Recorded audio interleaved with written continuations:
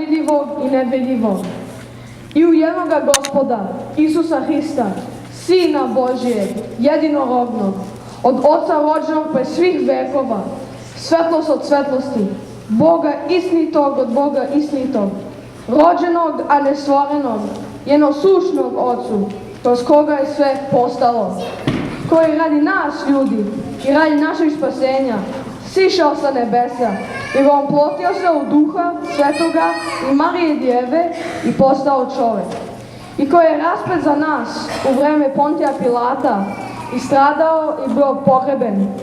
I koji je vaskrsao u treći dan po pismu.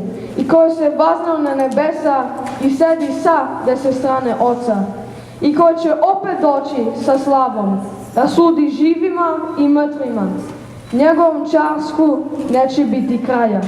I u Duha Svetoga Gospoda životvornog, koji od Oca ishodi, koji se za Ocem i Sinom zajedno poštuje i zajedno slavi, koji je govorio kroz proroke, u jednu svetu, sabornu i apostolsku crkvu, ispovedam jedno krštenje za oproštenje grehova.